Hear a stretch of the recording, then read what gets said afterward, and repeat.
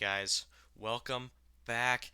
It is time for the latter half of week 2 of the playoffs. We got some winners matches, we got some losers bracket matches. It's been insane. Yesterday was absolutely crazy. So was Thursday, honestly. We had Vancouver hold off Seoul, Gladiators edged out Hangzhou, and then yesterday New York came out and they looked on point. They looked really, really good. They had a lot of Bastion strategies, mixing it up with the Bastion and the May, sometimes the Bastion and the Symmetra, and it worked out really well. London was just running the Doom Reaper combo, and it just didn't really work. It seemed like they weren't really ready for someone to whip out the Bastion. They were thinking it was going to be mirror comp for most of the time. And then we had Atlanta edge out San Francisco, map 7, crazy C9 from San Francisco. They basically had the game locked up. Wow. I mean, I was losing my mind that game. We had crazy plays from Mercer, crazy plays from Sinatra. The reemerge Gator, who played less than 30 minutes all season, coming on and slapping Choyobin in a Sigma matchup. I mean, it had everything. And now we get some more matches today and tomorrow.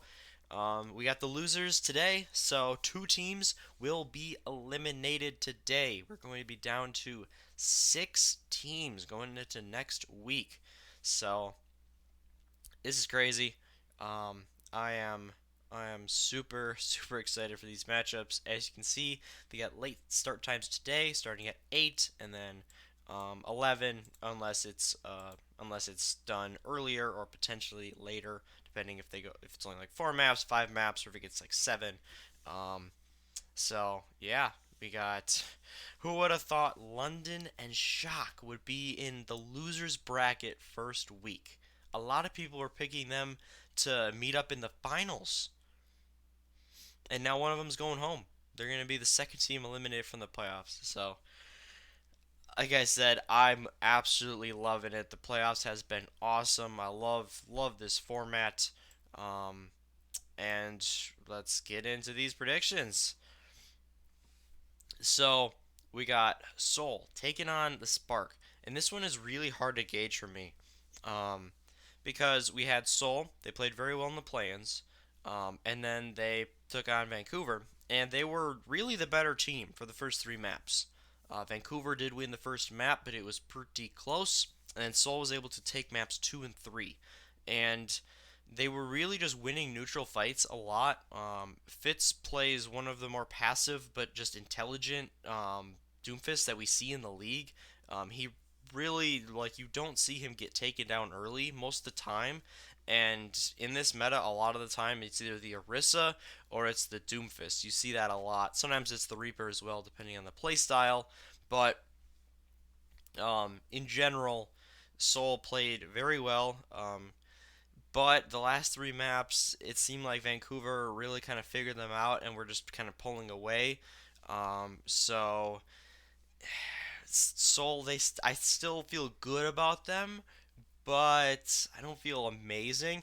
And then the Spark looked like they were the worst Doomfist Reaper team in the league.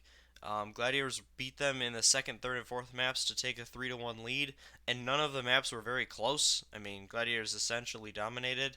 That that's part of the match. But then the Spark came back, won maps 5 and 6. It's always the thing. It's like, well, were Gladiators choking, or was Hangzhou really improving and making good adjustments? I think in this case that it was the Spark making adjustments because they changed up their playstyle to kind of counter the Gladiators' very aggressive playstyle, because the Gladiators have probably the most aggressive Reaper Doomfist um, just positioning and team. You see Roar does like charging into the enemy front line multiple times. Same thing with Hydration. He plays really really up front on the fist. So I think Hanjo made a really good adjustment and kind of baited them in a lot of the time. And Hanjo is a more passive team overall. They're more of a defensive team like your New York. Um, so in this kind of matchup, I went back and forth a lot. I think that I'm going to go with Seoul though, because they've been a little more consistent I've seen two matches out of them. I think that they have a little more success if they're forced to switch to something else. Um, we saw Hangzhou with the pocket strategy on one point of Busan, where they pulled out the Sim Bastion and just decimated the Gladiators. But that was the only time they were able to use that comp the entire match. So we saw a lot of Doomfist or a lot of Bastion yesterday, but we didn't see like any on Thursday. So do either of these teams pull out Bastion more long term? I think probably not. Maybe a new Bonnie, but that'd be about it. Um, so I'm gonna take Seoul here. I think it's a close match. I think it goes down to the wire. I'm gonna say it's a seven mapper once again, but I trust Dynasty just a little bit more. I really, really love Marvel on Sigma. I think he's the best Sigma in the league. Um, and yeah, maybe second best. Meko made a very strong statement yesterday, but I am going to take Seoul 4-3. And I think Spark are the first team that gets sent home. And then, like I said, we got defending champs versus the expected champs this year. Shock were the favorites coming into the play-ins, and they played a good game. You really can't fault them for that loss against the Rain. Sorry, I'm still in the last stages of waking up. Um, they were, I mean, like I said, they were going to win that match. If they didn't C9, they were going to win the match. They had numbers. The gravitic flux had just been thrown out, and three members of Atlanta were one shot. Atlanta had like no ultimates left to work with. They were going to lose, but Erster gathered so much attention in the back line. Then Choyobin used his gravitic flux. He was in the air. He couldn't contest, and boom. That's all she wrote. Atlanta moving on to the winners bracket. Um, my biggest concern with the Shock was the front line. I realized that he was the target for Atlanta, so you can't blame him so much.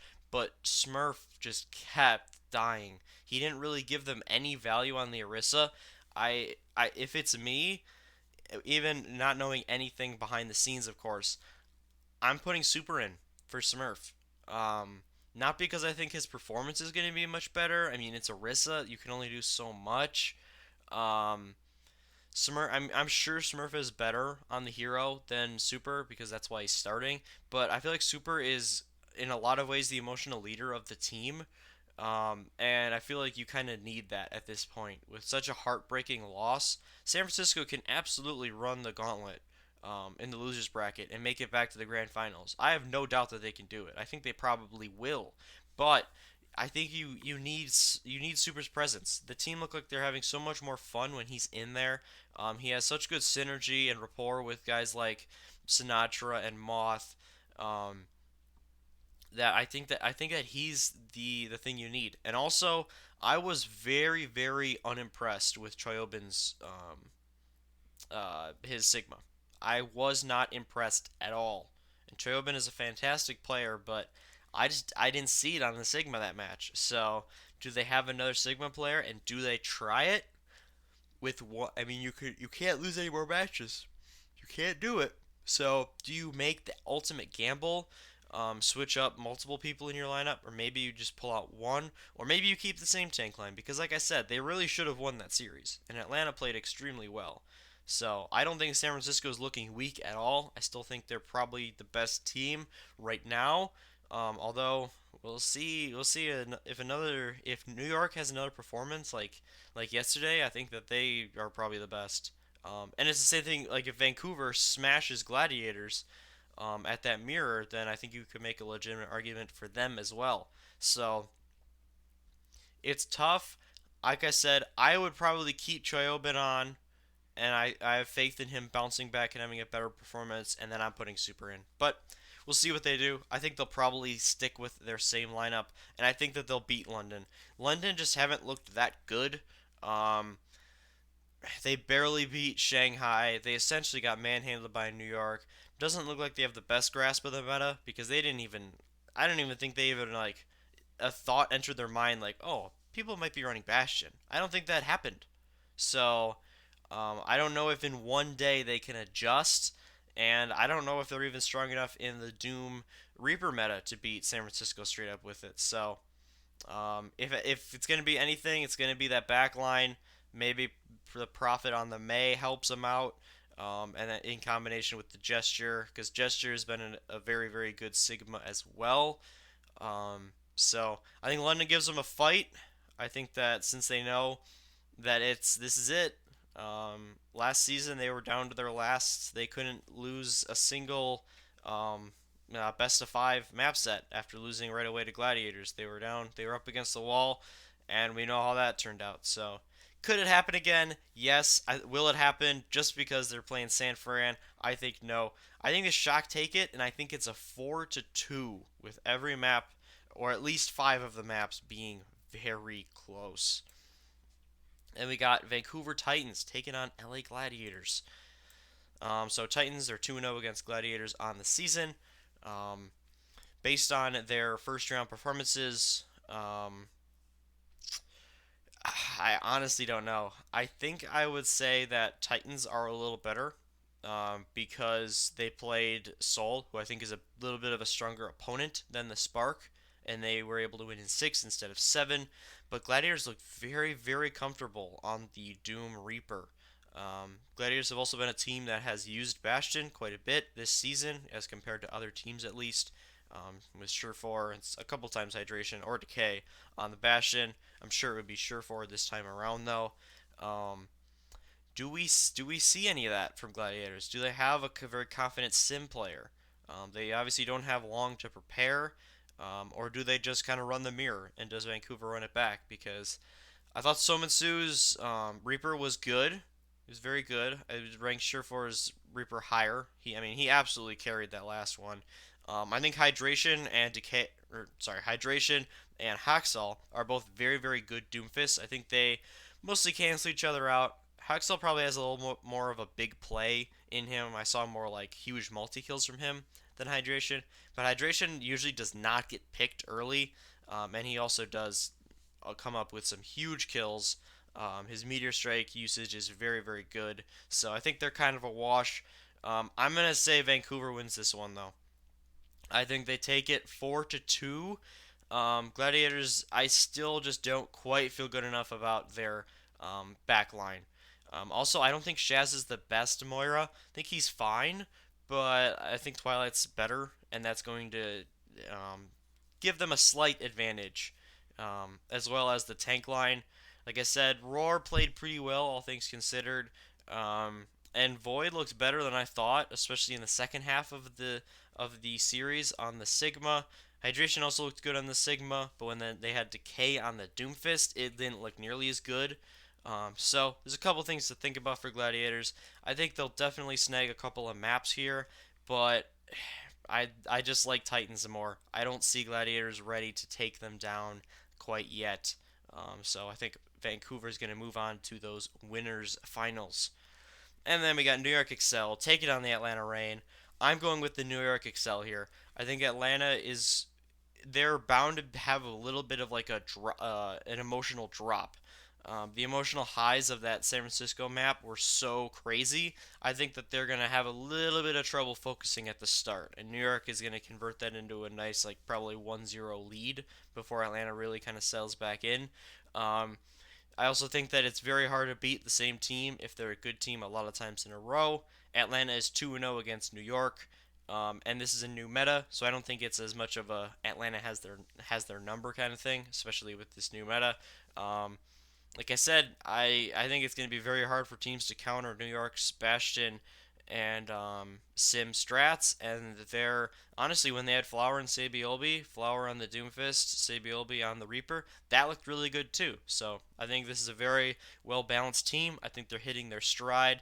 You could tell their faces on stage yesterday. They look super happy. They look super comfortable in this meta. So I think that they win this match. They get it done. I'm gonna say it goes seven because I won't disrespect Atlanta like that. They played extremely, extremely well yesterday, and I think that they'll come up with another big performance tomorrow. But like I said, I feel a bit better about New York. I think that their grasp of the meta is probably the best of any of the teams in the playoffs. So let me know what you guys think. Do you have any crazy upsets? You got London knocking out San Francisco. You think LA will knock Titans into the lower bracket. You think Atlanta will beat New York for the third time in a row? Once again, I'm curious to see what you guys think. Also, let me know if you've been enjoying these playoffs.